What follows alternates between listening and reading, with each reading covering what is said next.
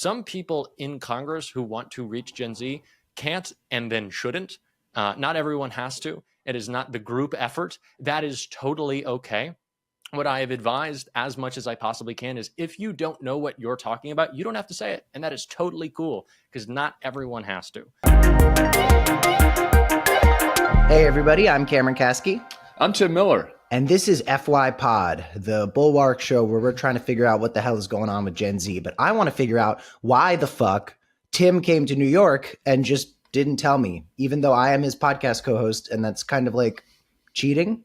You don't even know what I was doing about how much I was cheating on you, Cam. And you just noticed now you didn't see my Deadline White House content yesterday. You weren't watching my in-studio performance. I have a job. You didn't see that on social media? No, I was traveling for work. You're posting a lot. You're texting me all the time. You're posting all the time. Anytime I look at your Instagram, it has like 20 of those little dashes across. Like I can't even follow all of your stories. You're tagging me.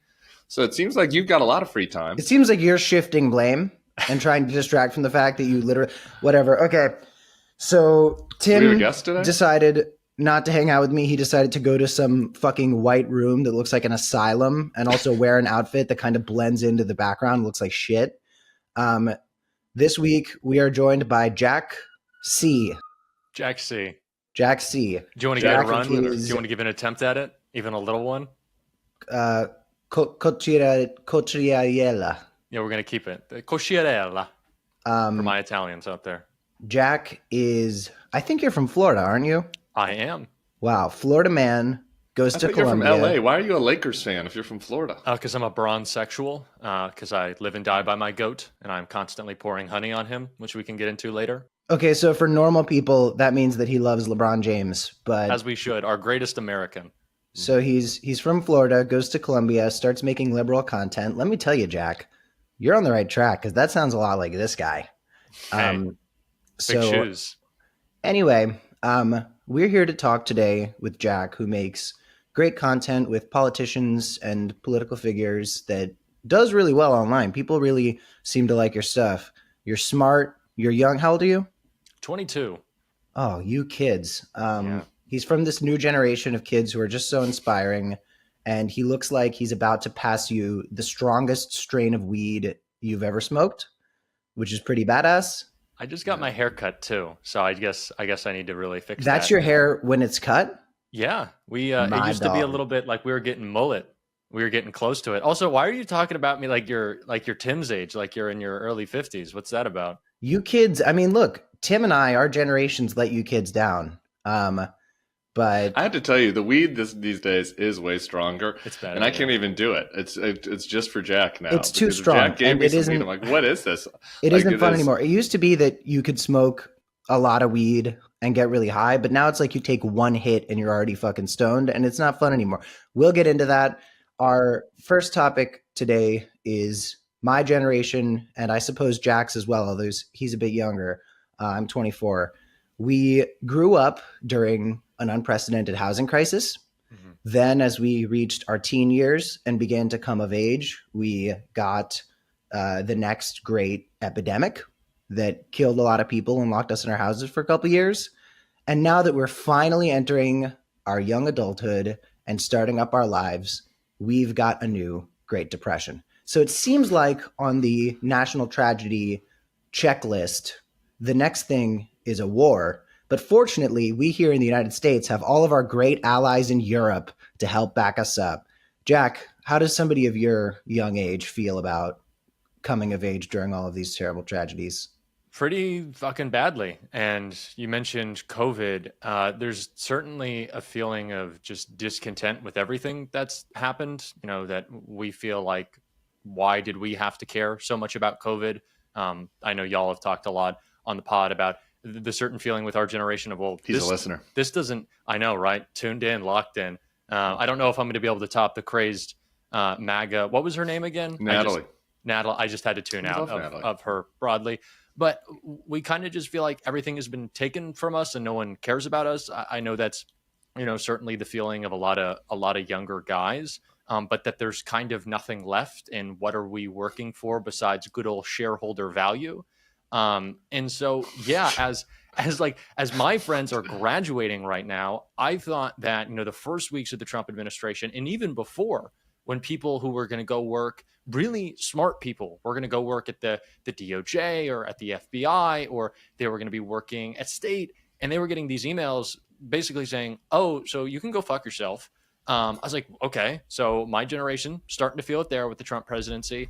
But now we get the recession that we pretty much all could have predicted if you were a consistent Bulwark or Trump at large listener.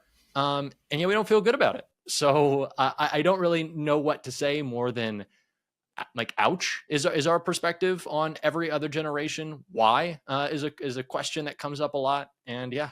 I want to get into why. I want to explore all that, all the bad stuff and how you guys are. But I do need to just pick on you a little bit first. It's not that bad. I mean, what year were you born in? 2002. The best year to be born in. Oh, God. So you were born after 9/11. Yes. Wow. So you missed 9/11. Let me tell you, man, as somebody who was 11 months old during 9/11, I'm glad you didn't have to see that. It rocked me to my core. You missed 9/11. So, okay, things aren't that bad. Okay, imagine if you were born instead of 2002, you were born in 1902. Okay, you're born in 1902. You get 17 years old. What do you get then? Spanish fucking flu. Everybody dies. You have World War I. But were you get sent off to war. 1902, Tim? Like, this is not a discussion. I'm just, hey, stick with me, Jack. If you survived World War I, if you survived World War I, all your friends died. You'd watch them all die face down in the muck, and then you grow up and you have a child, and then World War II happens. Then the Nazis take over. This is Joe Biden's generation. Wasn't he born in 1902? He's about 122.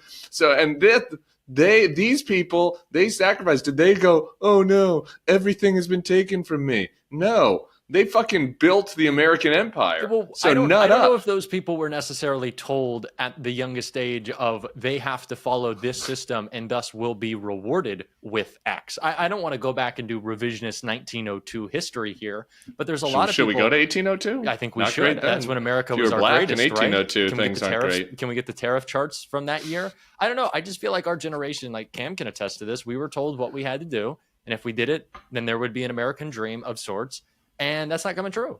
So I think that, like, what has been set out before us is maybe the big gripe here. And also, the millennials benefited so much from what was supposed to be, this great explosion of innovation in tech in America. Everything was subsidized for millennials by these VCs, like Uber and Uber Eats and any of these tech platforms that used to be so much better and weren't like preying upon people in their early good stages were either much cheaper or much less I will make you angry for profit. So even like the benefits of what you want to be like, oh, you're in this great, the world that's been created for you. We're also getting kind of like the shitty late stage capitalism version of it. There's my complaint. That's my 1902 rebuttal. I have a question for you, Tim. Did you and your friends, when you were in your early 20s, ever talk about, oh, gee, wouldn't it just be so much better if we were born like 30 years ago? Mm-hmm. Because that's a conversation my friends and I have all the time. It's like, could you imagine how fucking sick it would be if we just got to be this current age in like the 1980s? Born in like or born in the 70s or something like that. You guys never did that? No, of course we didn't do that. Shit was great. Are you kidding me? In 2003, we were benefiting from Zerp. It was a normal kind of weed. We were still able to get opium in our early 20s, actually, because the Afghanistan war hadn't started yet and ruined the opium supply in America. So that was nice.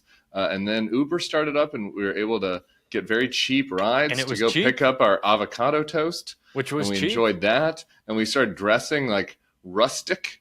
We started and like listening to the Lumineers. Some of you still and are. Everything was just happy. I've seen people your were jeans. Happy.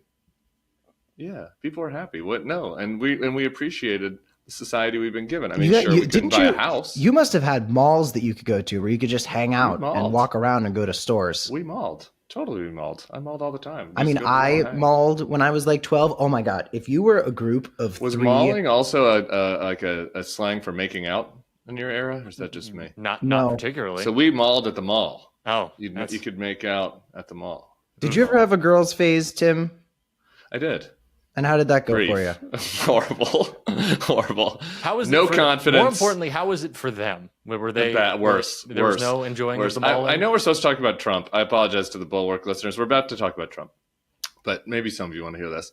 My prom date, I was a friend of a friend. It's kind of like a blind prom date, but she was excited. She thought I was cute, apparently, and I got so drunk at the prom that I got taken to my friend's house and threw up and like passed out. And my prom date had to be a third wheel and go home with the other couple that was actually mauling. So I abandoned her. I got too drunk to even take her home. And then I passed out at a friend's house. And now not great. Well, I would say that happens to the best of us. But to return to your 1902 point, we didn't have prom because of COVID. Oh. No, that's like the most consequential. I think if that is the consequential loss of life, then like you need to focus on some better things. If that's like the worst thing that ever happened to you, but just to your 1902. Good play. Good touche. Okay, we're gonna do more prom or non-prom stories in the case of Jack, and I don't know, maybe Cameron can reflect on the girls he was kissing when he wasn't running from school shooters. But we'll get back to that at the end of the episode. Currently, we should talk about how bad Donald Trump is. And Jack, you talk about that a lot on your program. Constantly. But the thing that befuddles us, that is part of our exercise here on FY Pod, which is why we had Natalie on last week. I don't know how much that illuminated, but maybe a little bit. Well, a lot. Is okay. So all this bad shit's happening. It's all pretty much Trump's fault. Mm-hmm. And like Trump has been the kind of main figure in public life as you've grown. Mm-hmm. So why are the other 22-year-olds who are like vaping and trading crypto and, watching Dave Portnoy day trade on live stream? Like why aren't they lib pilled yet?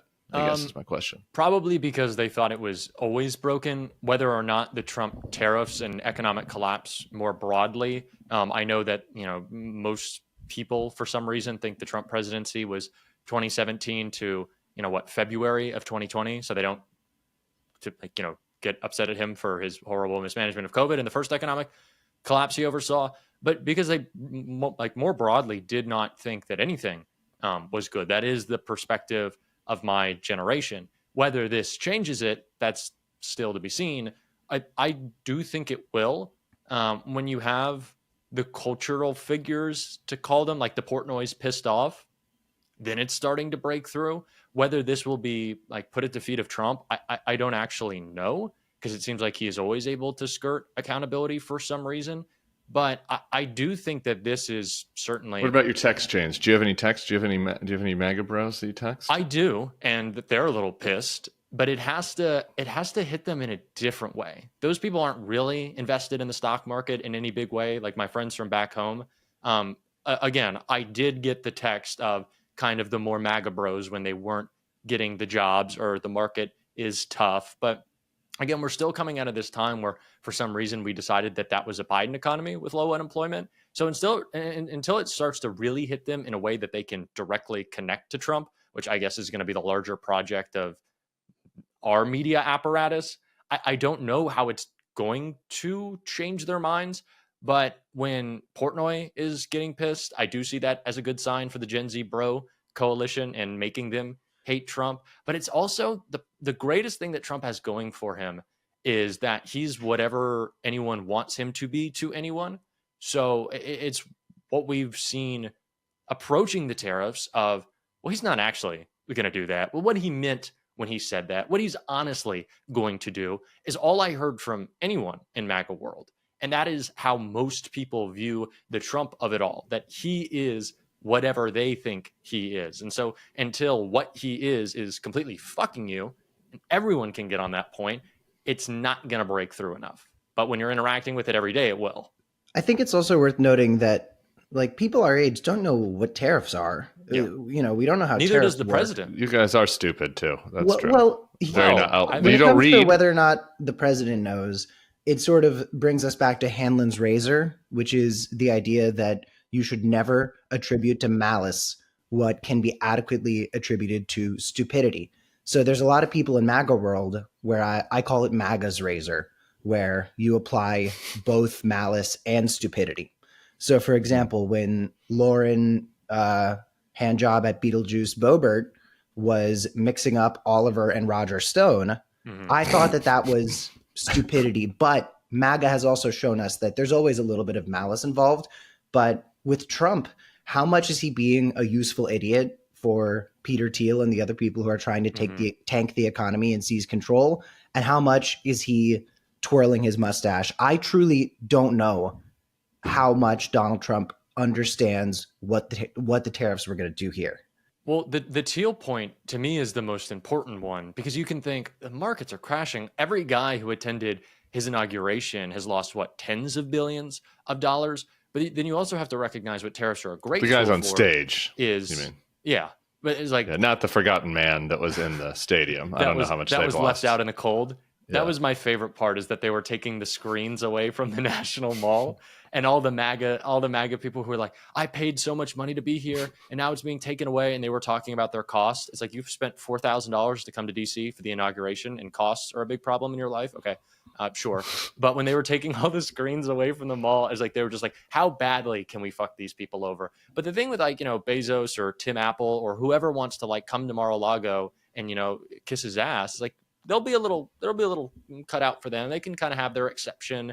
And that's when the corruption really is obviously going to start to ramp up. That's something that we certainly have to be focusing on. That is the best, like, song we can sing about the administration, to me, is who's getting off while you're getting fucked. It's an interesting way to put it. I think that Trump, my answer is, well, first before I say this, I think Cameron, like, really owned me right there when I was talking about how dumb Gen Z was. And then he immediately dropped Hanlon's razor after that. Just to be like, that's a Columbia education for you. I read. Yeah, I went to Columbia for one semester. Okay. Hey, 1.5. Excuse me. Trump, I think when he did the tweet about the bleat about how the fentanyl was going to get tariffed. Yeah. I think that was a pretty good indication that he doesn't really quite understand how tariffs work. Like, I do think if you asked him, like, how is the tariff gathered? Like, who is collecting it? I don't really think he would quite understand it. But, I don't. So I do think I think your MAGA razor is apt here. I think that it is idiocy and malice. Jack, I guess I want both of your take on this. Jack first. So then the question is of getting these, it's true of every group, but we're focused on these younger guys, like getting them to realize that Trump is fucking them. Yeah. Okay. How to do that? What are the right tools for that? In addition to being a content creator yourself and attending college, you also have been advising some Democrats on their social media and how they could maybe better talk to other people that were born after 9/11. What's some of your advice been on that front? Well, some of my advice has been, there's a great example that I like to use that fits all of this, which is, members of Congress. Tim, you struggled with your mic because of your age early in this episode, but they don't still know yet how to use what mic when. And I had to explain to them, sometimes it is good for social media to have bad audio quality when you want it to seem authentic, when you're moving, when you're on the go, when you're abruptly starting something to catch someone's attention. But also sometimes it's good when you're in a professional setting and you want to say something clear to have good audio quality, right? Good video quality. You want it to be professional. You want it to be good to look at. Some people in Congress who want to reach Gen Z can't and then shouldn't. Not everyone has to. It is not the group effort. That is totally okay. What I have advised as much as I possibly can is, if you don't know what you're talking about, you don't have to say it. And that is totally cool, because not everyone has to. But for those who do, be chronically online. Post the JD you didn't say please with, the NASDAQ falling apart behind it. Push those things. Find the places of the internet where a lot of people are culturally and maybe apolitically. Obviously making fun of JD Vance for having a fat fucking face is like, that's inherently political, but not really. It's kind of just a meme at this point. Sebastian, please put this on the screen for the YouTube people right now. It's been my favorite. It was you didn't say thank you with the fat JD. It really brings me a lot of joy.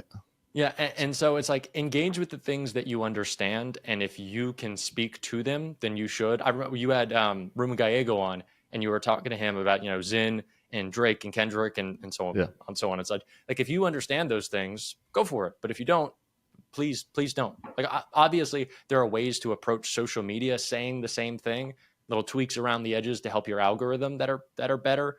But really, it's just been speak in an authentic voice. I feel like it's so much of what we lack in the Democratic Party. I didn't like the Charlie Kirk, Gavin Newsom podcast, and I know Gavin Newsom's number one hit list now, number one enemy, number one hater, and I like that. But what Charlie Kirk did say that was correct was that, all these Democrats in Congress, or really just Democrats more broadly, are afraid to, face long form spaces when they're not kind of leaning on the talking point. But you should just be yourself. I think the reason that we've seen the success and popularity of Bernie and AOC and their tour, even with people who are Republicans or disaffected Republicans who, don't align with their views, socially, fiscally, whatever it may be, is that you always know that Bernie is coming from a place that Bernie is always coming from. He's not feeding you a line of bullshit. He's not trying to come up with something to fit a new narrative. And I feel like a lot of that is what we lack, even in our social media approach, obviously, and all of our messaging, but that certainly. Cam, do we need more very online chronic posters in the Democratic Party? I think it's bespoke to who's doing the posting. Like, you'd think Bernie Sanders would not be the right candidate for viral online content because he's old and he's clearly not somebody who speaks internet. And yet his video of him in like a snow jacket just saying to the camera, "I am once again asking you for your support," has become such a memeable thing that it gets people talking. And a lot of the tweets he posts are the ones that I see reposted the most, including by people who don't politically align with him. So I think Jack's right to say that the content, it sort of just depends on the situation. One thing that I noticed was that Cory Booker, a very odd politician, ended up becoming the Superman of the Democratic world by doing this very strange thing where he disrupted Trump even just a little bit. And I think that that points to this very odd, abstract concept that people are going to respond positively to the folks who are standing up against Trump, especially if they're standing for 25 fucking hours straight, which I watched that and I said, Cory Booker, that's so admirable. That's so strong. And if you get me talking shit about Gavin Newsom, I could do 26 hours because I am his Kendrick Lamar. Me and Gavin Newsom is the Kendrick and Drake. Gavin is Drake. Hate the way that he walks. Hate the way that he talks. Hate the way that he dresses. I'm gonna perform an anti-Gavin Newsom anthem at the Super Bowl. But yeah, Gavin is never going to come out of my podcast because Jack.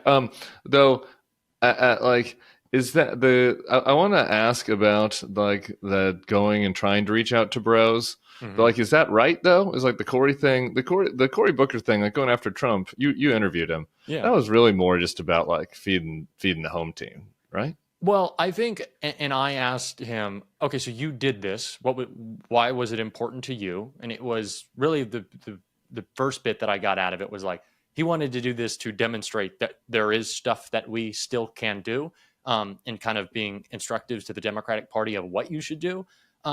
Cory Booker made a moment. It had like the live stream, 320 million likes on TikTok. The Democrats put out, I don't know if you've seen like fuck it, this person highlights, and it's like Cory Booker at tight end at Stanford. I don't know if that's breaking through to the bros, but there's been a lot of Cory Booker fan edits. Cam, you brought up virality, and something that I try to explain to these people is that you're not viral because your post does well. You are viral when someone takes what you did, sees it as important enough or, potentially successful enough on social that they want to then share it. They want to make their own content out of your moment. And certainly we saw that from Cory Booker. And at least he's fighting, at least he's telling people like, go out and do something. And, I don't know if Democrats are going to go out and make a whole scene because they want to oppose Trump, or if maybe they just want to make a moment for themselves. But I don't know, if you're a presidential contender, you kind of have to go do that. This could get me into a whole Kamala Harris rant that maybe we'll get into later, but it's showing people you can have a great moment right now and it is worthwhile to oppose them. Did that break through to all the bro spaces? I don't know, a little bit. Yeah, he talked for 25 hours. I think that's pretty fucking cool, but no, he's just demonstrating, go out and speak. It's important. Props around to Cory. Props all around. Snaps. The lib kids snap when they give. I mean, one of the things that the bros definitely don't respond to with the Democratic Party. Obviously, we need to start speaking their language a little bit more. Obviously, the sort of more performative stuff that, when the Democrats use this kind of woke language, but don't put their money where their mouth is, and then suddenly turn their backs on a lot of the things that they're saying they're going to do. And that's That the big doesn't problem. work.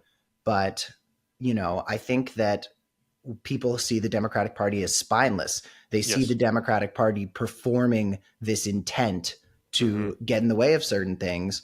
And then at the end of the day, a lot of people in the party will either capitulate to Trump or not stand up when it's important. So that's what Booker did, less than the extreme virality and the widely positive response, and also the message to people that there are Democrats who are going to try to do something to get in the way. Yeah. What it was showing that the Democratic people in the Democratic Party have something of a spine that they will literally for 25 hours keep up, because that man had to stand for 25 hours. And that was a message to people that someone is out here doing something that is terribly inconvenient. And yes, it's politically positive for him. It's not like he was dying for our sins up there, but it was somebody disrupting.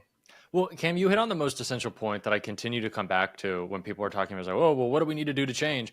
And it's like all the woke shit, and all of Gavin Newsom deciding he was going to have every MAGA person on his podcast, is that the problem with saying, there's no problem with emphatically saying, like Tim Walz did, you are not going to check the genitals of some 7th grader who wants to play soccer with their friends. That's fucking batshit.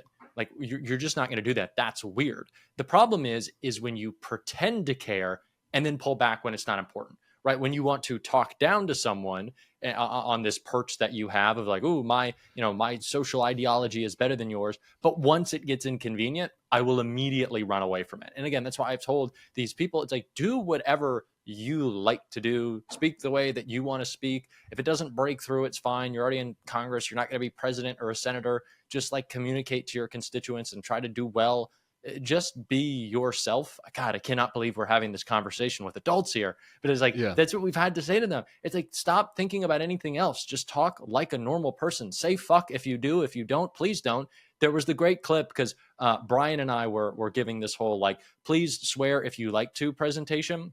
And immediately after, I can't even remember who it was. I think it was a congressperson from Washington. She said, she's like, I don't usually swear much, but we have to go out there and we have to fuck Trump. And I was like, we don't have to fuck Trump. It's like, you can't deliver this message, so don't, and that's okay. But it's when it is when we act like, oh, these colleges are these liberal bastions and the thing that we're doing and care for our students, and then we'll immediately fucking sell them to some masked thugs. That's when people really hate us, when our shit is exposed as fake. And that is a lot of what we see way too much of. Okay, so I agree with that. And I think that people should care about what they care about. It's one of my big pieces of advice is to Dems, and be mad and show passion about what you care about. Okay. But is there not some policy element to it and some actually demonstrating that you care about what younger men care about? I mean, to me, it's like, look, what were a lot of these guys radicalized by? Or like, it's like, I didn't want to, it's a lot of it is like libertine stuff. I don't want to wear a mask. I don't want you to regulate my crypto. I want to be able to have a creme brulee vape without the government telling me that I can't, right? Like, there's some element of that. Some of it is the Maha stuff. Like, I want to fucking looks max. I want to like do my, you know what I mean? So like mouth tape, right? Whatever. Yeah. Mouth tape, whatever. Don't mouth tape, people. Not a good idea. So my question is there not some outreach, like substantive outreach that needs to happen where like, there've got to be some Dems that are aligned with some bros on some issues. So can't you go onto those podcasts and talk about those things? Like, do you have to be fully down the line? And it has to be apolitical. I think we're going to get into this. But can't it be on some issues? Can't they? There's got to be some things they agree with. It has to be apolitical and targeting their lives very specifically, in my opinion. Like the manosphere, Maha, crypto, all of that stuff is just like, it's about just betterment of your life in ways that seem very easy. Like, crypto is technically very easy. If you buy the right shitcoin and it explodes, you're fucking rich, right? If you just eat steak and eggs off of a cutting, if you just like go to the moon, baby. But it's like, if you just eat your steak and eggs and avocado off the cutting board with some honey, now you're healthy.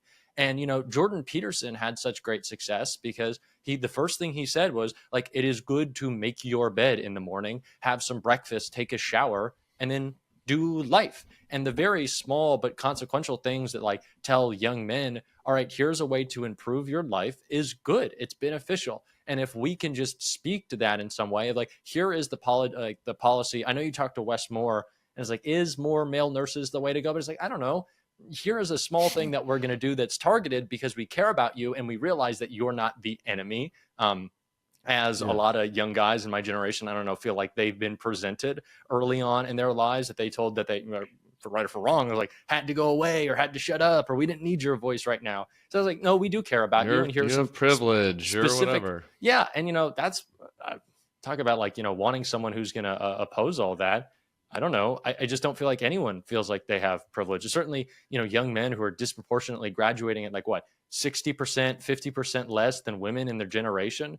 These are people who do not feel like that they have a positive future to look towards, while they still feel this pressure from all the influencers that they're, being talked down to, that like they need to be a conventional, man and provide, and they don't think that they can do that. And so then they, go to lonely spaces where they don't talk to people. Gym is a great example of this.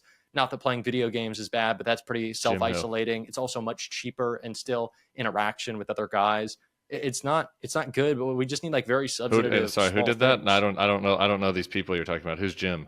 Who's Jim? Oh, Jim, Jim. That's where you go to gym. Oh, go to the gym. You go to the JIM? Oh, you haven't seen this? Go gym. It's a thing. No, I don't know what that is. Oh, that's just like the gym bro. I go gym, and it's just JIM. We're learning today.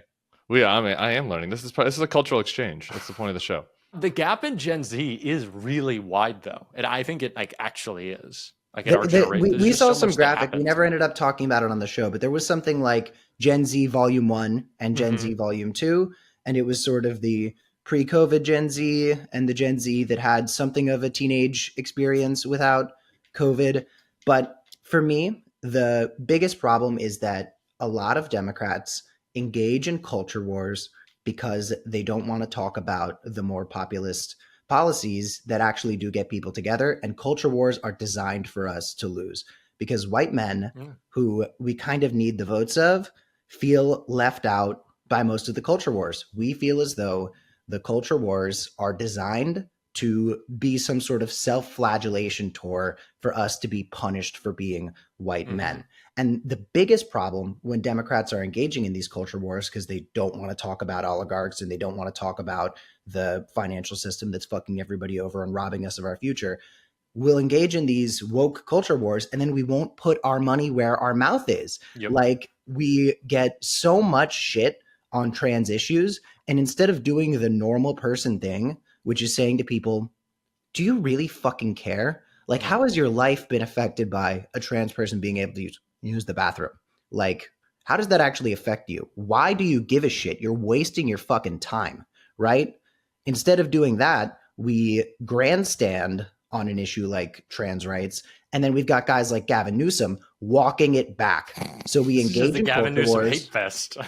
We engage in culture wars that we're gonna fucking lose.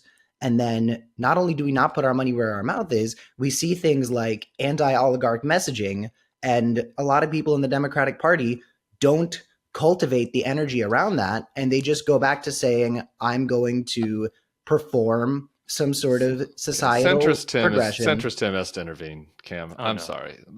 I'm sorry. Centrist Tim is coming out. John Huntsman, spokesperson's coming out. Get ready. No labels. Hashtag. Okay, maybe that would work, to de-emphasize the culture wars and emphasize economic populism. And that is going to be an attempt that someone in the Bernie AOC wing goes for. And I'm okay with that. That's probably better. It's certainly better than what you guys have been talking about, like limp wokeism or whatever. But isn't there a better option, which is just like, be fucking normal? Like, can't you just have a Democrat that wants a strong social safety net? I'm about to answer. Well, they're like, wants a strong social safety net, and also wants to protect people's rights, but thinks it's fine if a community or a league wants to make a rule where you can't, be in the shot put at age 17 if you were assigned male at birth. That's a fine rule to have. That's not that big of a deal. And you just go onto the shows and you talk to the guys about whatever you care about. Like Jack said, you talk a little about football and you do some day trading, and you're just you can just hang. You're just a good hang. Can't we just find a good hang? Isn't that better? Isn't that than like, deciding that we need to do full populism, full left populism?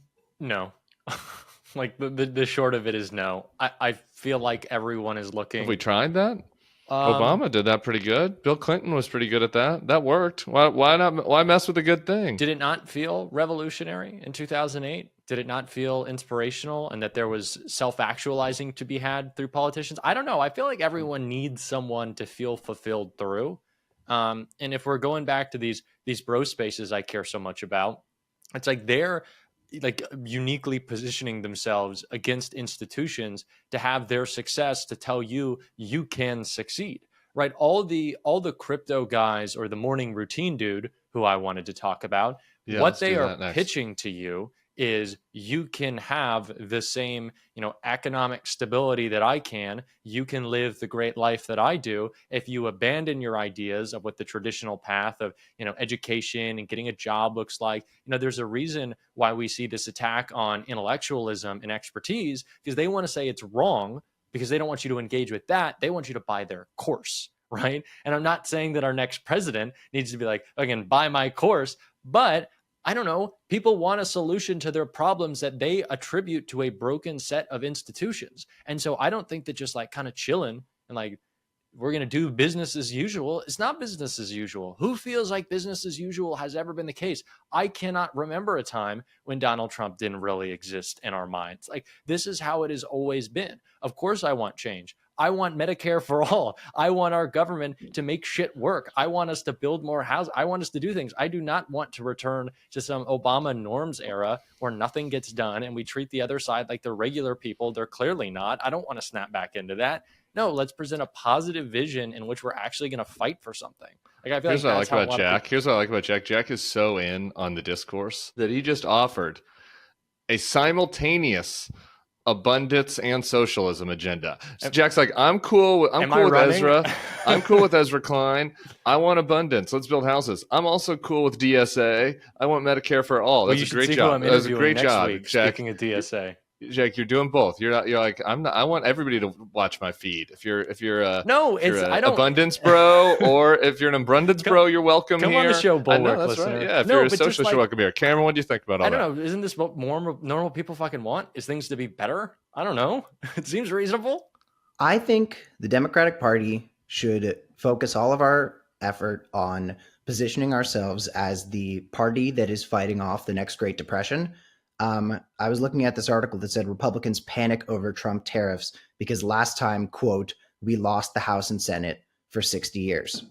And part of me is saying, okay, so we're about to face the consequences of Trump's new administration. It is going to be really fucking bad. This reciprocal tariffs shit that I'm still kind of learning myself, but it doesn't sound pretty, is going to be disastrous for the American economy. And the Republican Party is directly to blame, as they have been for so many of the things like this. So if the Democrats say, okay, we are going to focus all of our energy on implementing policies that try and stave off this next Great Depression, we are going to do everything we can to prevent the people who are trying to tank the economy, that's going to affect people a lot more. That is going to work because Democrats tweeting about egg prices did not work for people. But us saying they are tanking the economy on purpose, here's what we're doing, that is going to get a lot more people involved than any of the culture war issues that we're fighting. And it's something where we can really put our money where our mouth is, as opposed to something like trans issues where the party's clearly not going to be able to align on it across the board. Let's say Trump's tariffs, like other tariffs before it, are tanking the economy and the billionaires are going to seize more power than ever. Let's be the last line of defense and do everything we can to make the system work for you. Yeah. Econ pilled Cameron Cassidy. And just because you brought it up, I just have to complain about one thing. Not a you, Cam, complaint. I'm tired of eggs. I've heard enough about eggs. We got to stop with the eggs. It's like first they came for the global economy and I said nothing because I was fucking focused on eggs. It's like, stop saying eggs. You sound so stupid. Like, yes, eggs were expensive and people were upset. Lots of people eat eggs. But eggs are like, it's not the only thing. It is an example of things. Please stop talking about the eggs. Okay, that's my point. Feels like something that no. Here's what it is. It's fine to talk about it if you're mentioning it normally. It feels like a crutch. Yes. And like this, For like I don't someone who- actually yeah. know. I'm not actually in touch with what's happening in the economy. Yeah. And people keep talking about the eggs. So that's what I'm going to talk about. I feel that what the candidates do. Okay, we're going to run out of time because this should probably be a 3-hour podcast. But I've got to go to the airport because I don't know if you guys know, but I'm in New York and I didn't come. Didn't want to hang out with us. Fucking You, Tim. Cheated on Cameron with some of my other podcast co-hosts. The morning routine. Did you have any bits on that? Have people seen this? I've lots have of people bits seen on this this. video? Run It's the very clip. viral. If you haven't seen it, it's a black guy, muscly black guy, Don't and know he what you gets have up to at say 3 that. in the morning and he puts his face in cold water. Then he dives into a Saratoga pool where there's cold a water. no. So this is important. Can I explain it? Please. I've never heard of this, so I need you to You haven't explain it seen to this? me. So this is I was in DC last week. I literally talked to everyone about this. I got Eric Swalwell to do it because it's just my obsession because it's so important to encapsulate everything that we need to talk about with young men right now. Okay, so this guy, let's do it. he's huge, he's jacked, he's big. He wakes up at 3:40 in the morning, right? He's got the muscles. He takes the mouth tape and the nose, breath thing off, and he brushes his teeth and he puts on his Rolex, which he wears in the water and when he's running. I don't get it, but he's got a cool Rolex. But he has these bottles of like the coolest sparkling water and most expensive that you could get. Throughout the day, they are poured into these bowls of ice that he dunks his face in. This is clearly a dumb guy. The only point that you see that he has like some level of economic success is he's in front of his computer screen, like ostensibly in a meeting, and he goes, "Oh, well, we got to do at least 10,000," which means nothing. I don't know what that means. But the most important thing, Probably Ethereum, probably ETH. probably, Let's try buying ETH. the most important thing about the morning routine guy, aspirational vision of health, wealth, happiness, all that structure, is throughout the videos, a faceless, nameless, voiceless woman comes and does acts of service to him. She puts on his clothes. She pours the water in the bowl. She gives him his food. This is what is being presented to men, is that self-actualization comes from economic stability that gets you a servant woman. That is what is being pushed. And you had Deja Fox on the pod who just announced for Congress. People should support her. Shout out Deja. Good candidate. I didn't like one thing she said. She said that women have escaped being red pilled. That is fundamentally untrue. The same economic insecurity plaguing men and making them move to the right is the same for women as well, who have also been taught as they've been pushed into this, right-wing echo chamber. I think a lot of it has to do with Alabama's sorority rush, is that they would also like a lot of the nice things that come with the economic stability. And they think that they have to get that through men that pop up on their feed with that economic stability. But this is what is being taught to people. Yes, the trad wives. It is all tied up and not like some traditional conservatism. No one wants to live on a farm. That sounds like bullshit. Where do all of these MAGA influencers that you see live? They live in LA, they live in New York, they live in DC. Nashville. They're not like fucking woman of the people, Natalie Winters, who went to Harvard Westlake, the most elite high school in Los Okay, hold on. Angeles. Though, what is the push? Okay, I accept your analysis of the situation. Yes. That actually makes it worse, though. Right, so if the right is offering these people, and if this guy isn't really political, he's like No, but that's why it's so important. Right, exactly. So if he is offering young men, like, you can get your power back, you can, men can be strong and the fucking provider again, and women are secondary. They're just there to support you. If that's their pitch to young men, what is the counter pitch to that is appealing, that does not make you sound like you want to diminish their power or that you're whatever? This is what it is. They are making that appeal so you buy their course on drop shipping, right? That's what it's all about, is that you can do this from your home. You can escape the matrix, right? Because this system is broken. You're going to do a 9 to 5, like the Andrew Tate clip. It's like a job. Yeah. I have a boss. I'm so sad we didn't get to talk about Andrew Tate. I might have one point at the end on Andrew Tate. Keep doing it if we have time. But it going. is about. We'll just cut the boomer mailbag today. We have enough from Jack. But it is about like escaping the system that does not provide you with what you need. Your Mallory McMorrow interview, right? She said people in Michigan used to be able to have their house, have their car, pay for college, things are good, go on a vacation, maybe a house up north. None of that seems or looks or certainly is available to anyone in our generation, even if they go to the good college and take on hundreds of thousands of dollars in student debt that they'll never be able to pay off, and then they'll never be able to get a house. This is our outlook on things. We think we have to break out of the system. What we have to provide, whether it is a government workforce program, which I think would be fucking fantastic, is a vision for people to have good jobs that respect them and give them dignity in their work and lives that lead to a future where they do not have to work anymore. And that's not when they're 75 or 80 fucking years old. Okay, right? so how do you do that without sounding like a P word? Well, I think that we've really said pussy a couple times on this podcast. We got to do something can about fire it that. off, I'm Tim. glad that you mauled censored. before. Sorry? I've mauled. You've mauled. You can say pussy. Okay. I mean, I'm glad that we're avoiding saying pussy because it's really not something we should be doing on this podcast.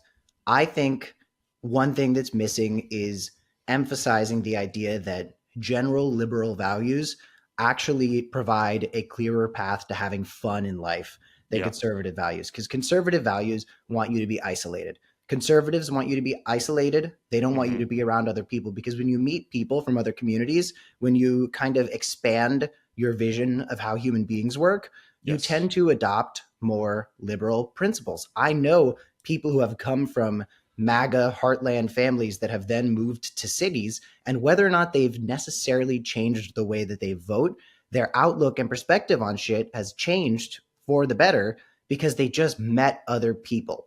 And conservative principles, whether or not they provide you this stability that comes with being in this, nuclear family from the 1960s, they prevent you from expanding your horizons and being around other people. And part of what aligns culturally with the type of liberalism that people reject is having a more exciting social life. It's getting to meet other people. And I think that that's really important. And I think that focusing on the idea that these conservative principles isolate you and hold you back is one thing that could be very valuable. Listening to you, I had what would have been a great idea, unfortunately, if it wasn't for the tragedy of the suicide. What you need, the Dems need is a Bourdain. This is the answer. Worldly masculinity. I'm a man, but I go and travel, and I care, and I'm interested in other cultures, and I get to have a bon vivant kind of lifestyle. Who is that? What else we need? We need more guys like Bill Burr. Bill Burr is coming out like a voice for the people. He is everything that was appealing a long time ago about Joe Rogan.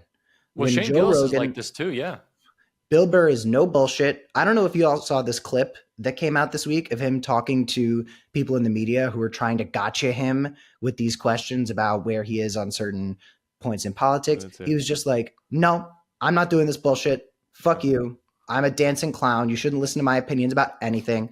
After he was saying certain political statements that would otherwise be considered inflammatory. Bill Burr is no bullshit. He is a man. He acts like a man. And he also talks shit about guys like Elon Musk. And if you have any questions about it for him, he's going to say, fuck off. I'm a comedian. Go fuck yourself. He's also in an interracial marriage, and he loves his wife. And you can do all those things. Like and these things are not exclusive. And he makes it cool to love your wife, and he makes it cool to respect your wife. Yeah. And it's a great thing. But the point is, he doesn't pontificate about whatever bullshit he's espousing. He just tells it like it is. So yes, we need a Bourdain. We need to emphasize worldliness and expanding your horizons. We also need guys like Bill Burr who are going to be no fucks given while also saying the right stuff and not throwing themselves a fucking party about it. Bill Burr isn't asking you to thank him for espousing certain progressive beliefs. Have you thanked me? So I think that's important. You know who we don't need on this front and who doesn't fit this mold? Tim Walz. Stop it. That's fucking bullshit. No, I'm going to disagree with you.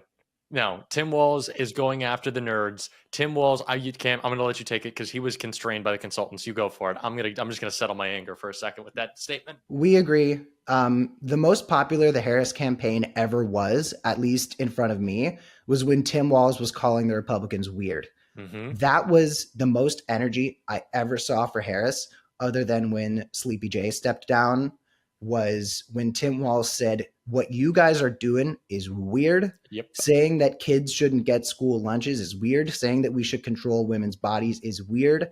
That's the long and short of it. It's fucking odd that you guys are acting like this. That was when I saw the most people excited about this campaign. But I also don't swear by Tim Walz like he's the end all be all. I'm just saying, like, I do. Him being toothless in a debate against Slay D. Vance Like, It's over. that's Your not. career's over. That's a career ender. Stop If it. you let oh, you haven't thanked me yet, JD Vance walk all over you and you talk about how he's got great intentions. JD Vance is a sociopath. He's the least appealing person in all of public life. Sorry. Well, you need Probably somebody with the fucking cojones to go head to toe to toe. So are we saying that now the political rule is that vice presidential debates do matter, that they are important? I can't agree with that. No, I too was upset with that night. I thought it was a complete failure. I don't think we should be nice to these people. But Tim Walz was not nice to these people.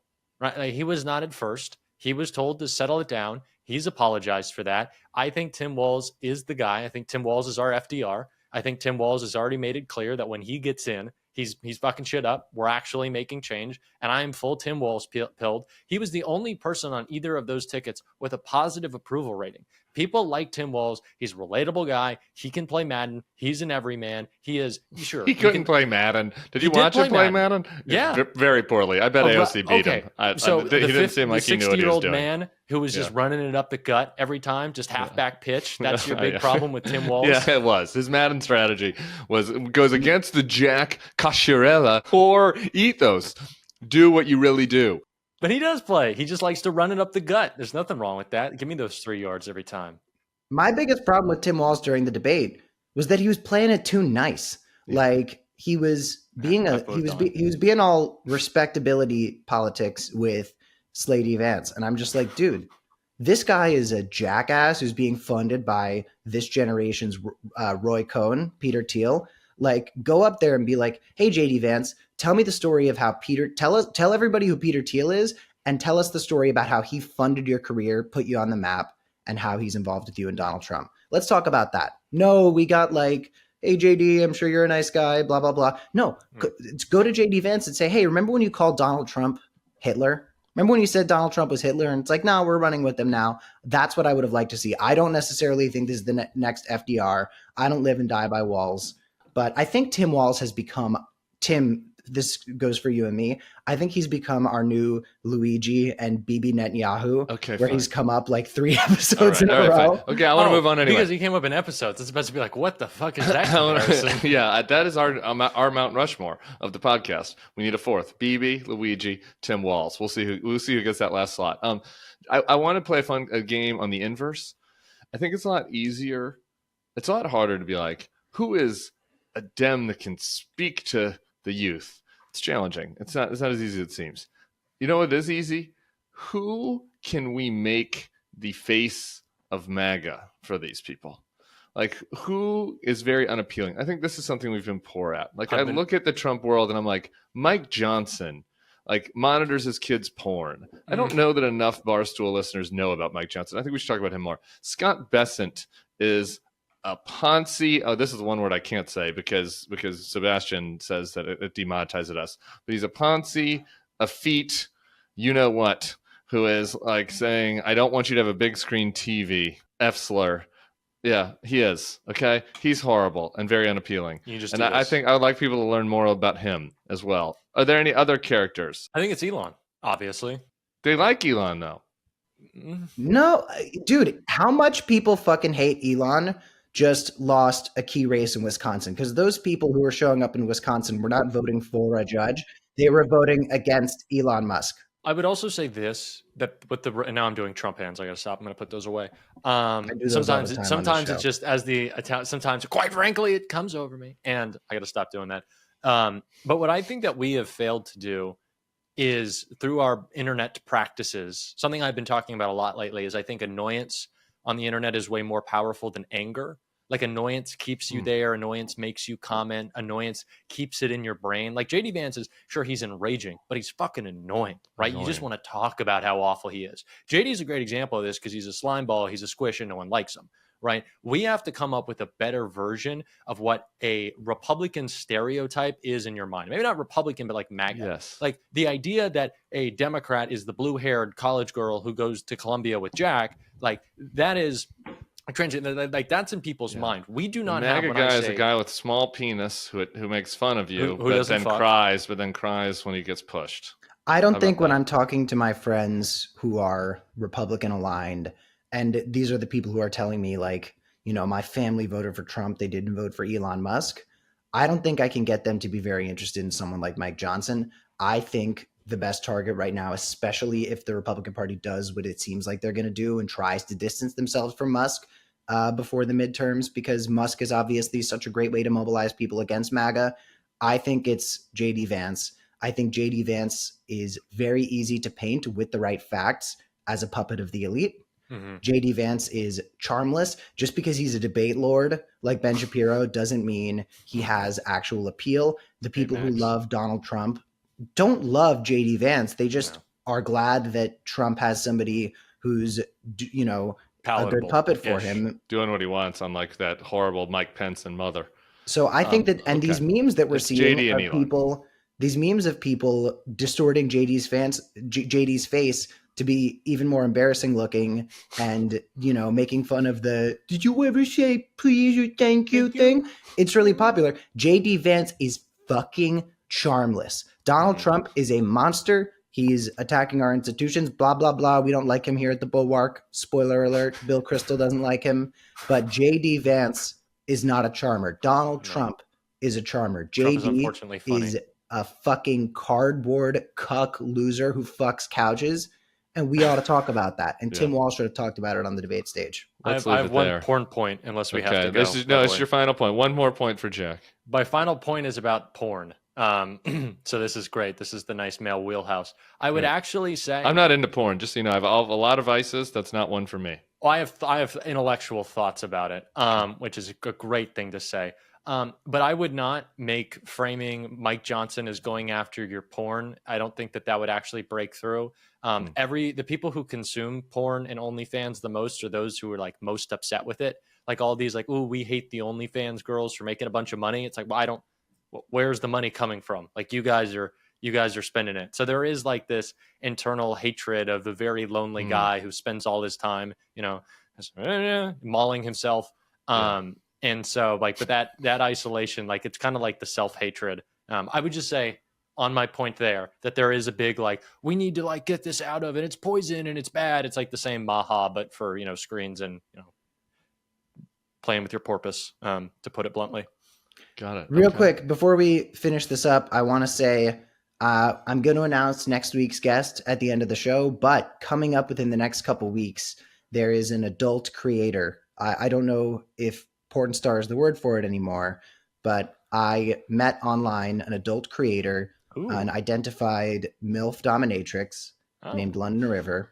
Her Twitter feed is 1/3 links to her OnlyFans page and her porn videos with full on explicit nudity right here on Twitter.